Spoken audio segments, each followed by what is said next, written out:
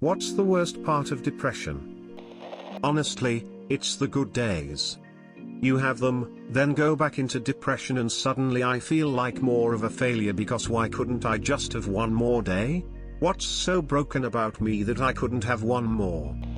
Being depressed. Apathy. Not being able to care about or really be interested in anything nor having any desire to get out of bed. Things that should be fun are boring. Food that should taste good is boring. The only feeling you really have is sadness. The empty feeling. I still haven't figured out how to stop it except just riding it out. The spells don't last for more than a couple of days at a time, so I guess that's good. The worst part of depression is the overwhelming feeling that I don't want to deal with anything because I'm depressed.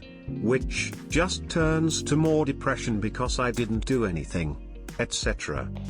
Being tired all the time and everything being overwhelming. The way that time seems to speed up when you're trapped in a rut. A while ago a pile of personal life matters hit me like a shotgun and now 2 whole years have passed and I still feel like it was 2020 last week. The fatigue. I've been on medication for a while now, and while my mood has improved and I finally feel motivated to do stuff, the fatigue that I feel because of depression keeps returning.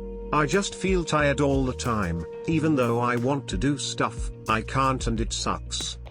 Lack of motivation, struggling to do basic tasks and then mask it all and try and be normal for work. I'm in major debt, I have eaten so many feelings I'm disgustingly overweight. When you start of thinking of suicide. Being depressed probably. When you try everything suggested by self-help books, videos, websites and nothing works. Anhedonia.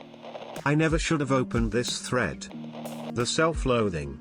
I'm not sure I'll ever have a positive view of myself. As soon as she got naked, she stunk the entire room. Not being able to enjoy things you used to love doing. Used to love movies and TV? Now most/all movies and TV shows feel boring to you. Used to love gaming and looking forward to a new game in your favorite series come out. Now you don't enjoy gaming much anymore and don't care if a new game in your favorite gaming series comes out. Etc. David Foster Wallace has a remarkable description of depression in Infinite Jest. He suffered from anxiety and depression for much of his adult life, and eventually killed himself despite the terror way beyond falling. Specifically, the so-called psychotically depressed person who tries to kill herself doesn't do so out of quote hopelessness or any abstract conviction that life's assets and debits do not square. And surely not because death seems suddenly appealing. The person in whom its invisible agony reaches a certain unendurable level will kill herself the same way a trapped person will eventually jump from the window of a burning high-rise. Make no mistake about people who leap from burning windows. Their terror of falling from a great height is still just as great as it would be for you or me standing speculatively at the same window just checking out the view, i.e. the fear of falling remains a constant. The variable here is the other terror, the fire's flames. When the flames get close enough, falling to death becomes the slightly less terrible of two terrors. It's not desiring the fall, it's terror of the flames. And yet nobody down on the sidewalk, looking up and yelling "Don't!" and "Hang on," can understand the jump. Not really. You'd have to have personally been trapped and felt flames to really understand a terror way beyond falling. For me it was the constant feeling of emptiness. Waking up every day walking through life feeling nothing. It's like you lost who you were, like once you had a personality and hobbies then it's gone. Thankfully recently I've gotten into a relationship and have started to get help now I feel at least somewhat better. This is totally how I feel. I don't even know who I am anymore. The worst thing is still being able to remember how it used to feel to have hopes and dreams for the future. Having energy and not feeling numb most of the time. It really hurts thinking about my past self. I was the most cheerful person I knew. Now I can't even recognize myself most of the time. I was such a happy person. How did I end up like this? At least in my case I still have hobbies that help me evade reality for a while and make my life more tolerable, but even those don't always work. Sometimes I'm just too apathetic to enjoy anything. The only thing that makes me not completely lose myself is my family and friends. Especially my family. I often think that if it wasn't for them, I would have no real reason to keep going.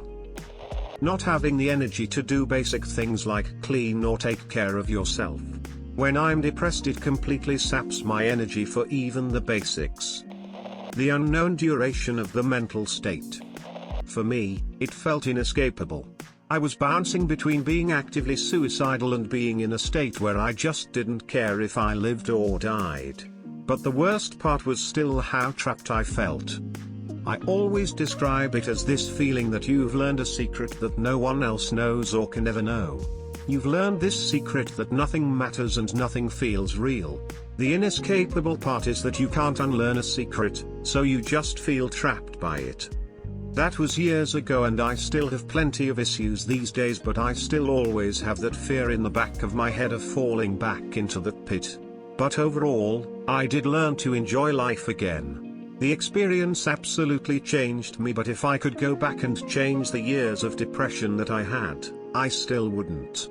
For better and sometimes worse, it has made me the person I am today, and it certainly made me far more open-minded and understanding of how and why people act the ways that they do.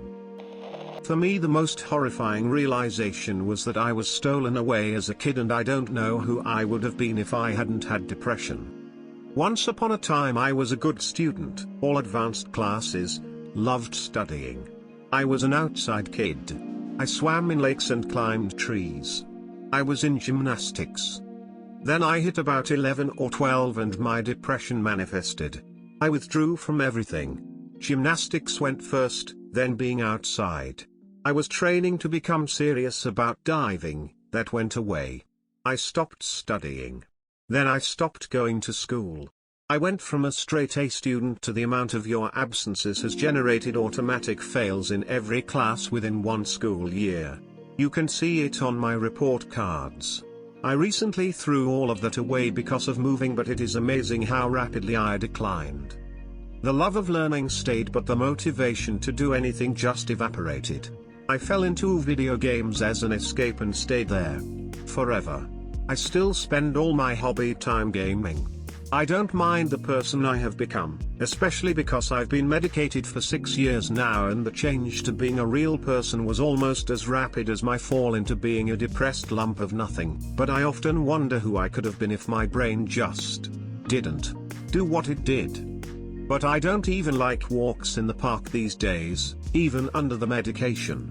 Depression fundamentally changed my interests, and then I spent my entire adolescence, 11 to 23, depressed, so it solidified those changes, and now the me who climbed trees is like a stranger.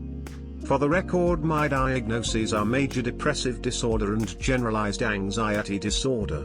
I was afraid to medicate because I was already actively suicidal, and I read on the internet that kids who were under 18 had an increased chance of succeeding at suicide when placed on antidepressants. I was so afraid of it getting worse, so I didn't medicate until I was well into adulthood and becoming very serious about suicide again. My last attempt before that had been the worst one, which landed me in the psych ward of a hospital in which I was treated pretty badly, so I wanted to do anything I could to not go back. So I finally got on meds. I suggest any person struggling but afraid sees a real therapist to discuss medication. I regret waiting so long. People not believing you. A lot can happen when you are indifferent about everything. When your body starts to fall apart because you can't take care of yourself. Not being able to physically get out of bed, feeling tired and drained 24/7. It's exhausting. For me, it's the lack of hope.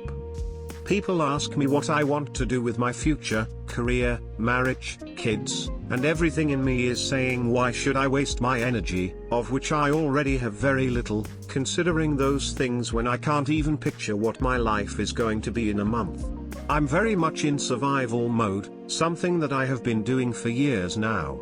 For me, the future is a black fog that I can never get out of. So why hope? Memory loss. A lot of people here have made incredibly great explanations of how depression feels, so I'm going to go a different way. The worst part of depression is having other mental illnesses on top of it. I have depression and extremely explosive anger issues. As in not knowing I'm even mad, then I'm suddenly yelling in someone's face with incoherent fury. So, not only do I have no value for myself as a person, I become so abruptly enraged that I treat everyone around me like utter shit. It's not even projecting. I'm just so pissed I have to get it out of me or I feel like I'll explode. I have actually gotten so furious I passed out. Literally overloaded my brain and just dropped. Holla, alguien habla español aquí? Frown. Picking up the pieces of your life that fell apart while you weren't paying attention. It's a pretty clear indication of how much time you've lost. And it makes it worse and you lose more time and it makes it worse and you lose more time, etc. Mom suffering with you for no reason of hers.